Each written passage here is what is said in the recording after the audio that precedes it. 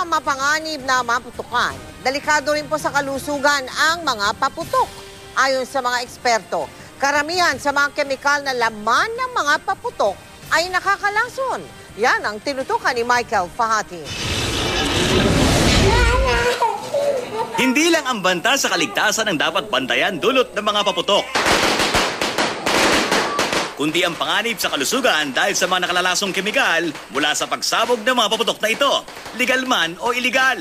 Alam niyo ba na ang mga paputok na nakamamanghang panoorin na sumasabog na parang mga bulalakaw sa kalangitan, na sari-sari ang kulay ay sari-sari nakalalasong kemikal din ang pinagmumulan? Ayon sa china.org.cn, karaniwang laman ng paputok ay black powder na gawa sa sulfur, charcoal, potassium nitrate at chlorate. Ang chemical reaction ng mga ito ang pinagmumula ng pagsabog kapag sinisindihan. Iba pa ang mga halong kemikal para magkakulay ang mga pailaw. Para magkaroon ng kulay ang mga paputok, hinahaloan ito ng iba pang kemikal. Ayon sa American Chemical Society at American Pyrotechnics Association, strontium at lithium salts at carbonate ang lumilikha ng kulay pula sa pailaw. Calcium salts at chloride naman para sa orange. Sodium salts at chloride para sa dilaw. Barium para sa berde. Copper para sa bughaw. At magkahalong strontium at copper para sa violet.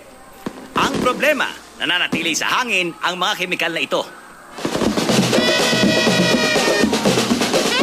Kaya sa Welcome Rotonda, isang gas mask action ang protestang inilunsad ng Eco Waste Coalition at ng Philippine College of Chest Physicians o PCCP.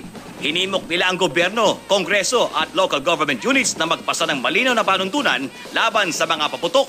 Ito po ay magdudulot pa ng iba't ibang sakit, lalong-lalo na po doon sa respiratory system. So yung mga may hika, yung mga may COPD po, once na ma-expose sila sa mga usok na yan, sila po ay tiyak na aatakihin. Payo ng PCCP para sa mga may karamdaman at hirap huminga, mga sanggol at patatanda na manatili na lamang sa kanilang mga bahay.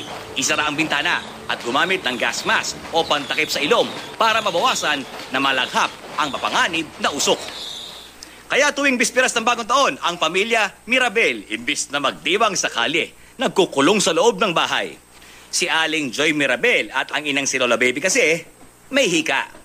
Taon-taon na lang, ang problema ko po ay nahirapan po ako may pag nagpuputukan na. Ako nga ho, nagkukulong na lang ho ako sa kwarto para hindi ko maamoy ang usok ng paputok. Nagtatakip na lang ho ako sa ilong. Ang apo namang si Adrian, nakasanayan ng magbantay sa ina at lola tuwing putukan. Naawa nga po ako kay mama dahil nahihirapang huminga. Kaya sa pagsalubong ng bagong taon, mag-ingat hindi lang sa kaligtasan na ikay maputukan, kundi pati na sa kalusugan ng pamilya at iwasang makalanghat ng usok mula sa mga paputok sa pamamaalam ng nagdaang taon. Michael, pagkati nakatutok, 24 oras.